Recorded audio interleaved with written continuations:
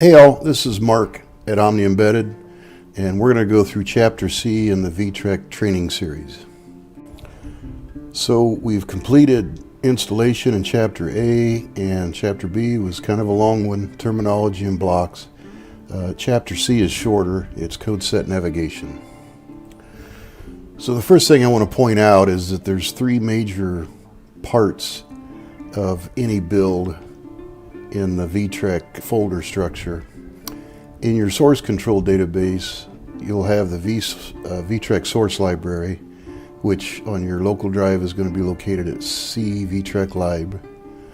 You're also going to have your product logic library, and it can be located on your local drives at any location. And then in this case, we're going to use the K64 training project that we started in Chapter A, and it can be located anywhere as well on your local system. So we have in Explorer the Vtrek lib showing it at its normal location on the C drive. We're also looking at the Freedom K64 training application that we started in Chapter A. This is looking at it from Explorer. And then this is from Kinetis in its Project Explorer that shows how the folders present within the project itself. So just walking through these folders, the BSP deploy is actually code that's supplied by NXP for the Kinetis line. We've just wrapped it up and sent it along with your installation so that you don't have to worry about that part. This is a business logic folder. It's a template that you can copy and paste wherever you're going to keep your business logic folder set. This is the Eclipse folder, has dictionary and preferences that can be used for Vtrek projects. HWA source live, you can see it showing up over here as a virtual folder, and it's located, of course, in Vtrek lib, and it's the HWA block that you see here, and it has other products in it as well, but we're grabbing out the Kinetis library since this is a Kinetis build. Starter projects, these are what are actually accessed by the ProDev tool when you create a new project. And so in our case, we started a K64 project. Well, this is the starter project that was used by the tool. The testing folder is where you'll find VTDD, and we'll talk later, but there's a tool available so that you can basically copy this to wherever you'd like to keep it. Oftentimes it makes sense to copy it into a project so that as you're developing the project, you can add unit tests and use it for development for the product logic that you're going to develop for that product. Here's the Vtrek source lib. You see it here. This is a virtual folder that's connected to this location on your C drive.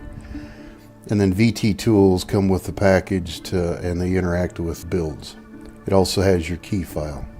Under application, under the training project, this is the file for the ProDev tool.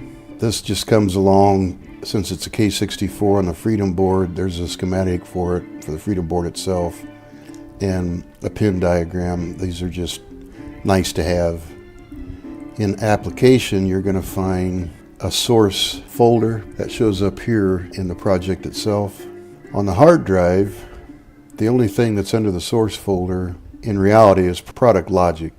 Business logic is empty. It's this folder which ends up actually mapping to your business logic folder, and then the subfolders are all virtual, and the files within them are virtual as well. Product logic is for new projects. It's empty, but it does have the folder layout and some text files for placeholders in your source control system. Some source control systems won't show a folder unless there's a file in it, so we put placeholders in so that the folders will show up in your source control database. And product logic that shows up in here is actually, in our case, when we created the K64 training, we actually have the business logic lib that we're going to use for this located here.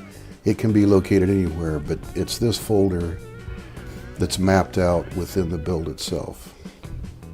I also want to point out that under each of these, whether it's business logic or product logic or Vtrek source lib, the same folders show up that correspond with the blocks that you see in this diagram. And then under product logic is the config files folder, and it has, where necessary, it has the same set of folders for objects for solutions that are configurable.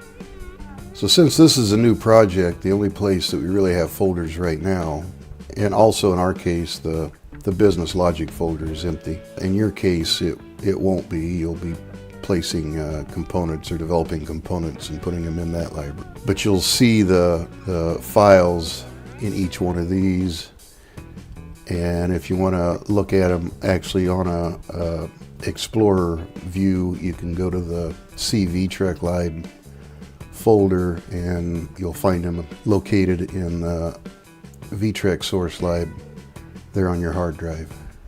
Okay, so that's it for code set navigation, short and sweet. The main thing to remember is that the folder layout corresponds to the block diagram, and it's repeated in each one of our libraries. So it's just a matter of comparing that to the block diagram, and it should become obvious where you need to go when you're looking for files from this point on. There is one more thing I guess I should mention. In each case, the prefix on file names is the same as the folder name, which makes it nice. If you're chasing down something and it has a prefix of SVC, you know to go to the SVC folder to find it. All right, next is Chapter D, the real-time interface and data center. We're going to get into looking at code in this case and using the DDC tool to watch how the data center and real-time interface work. See you there.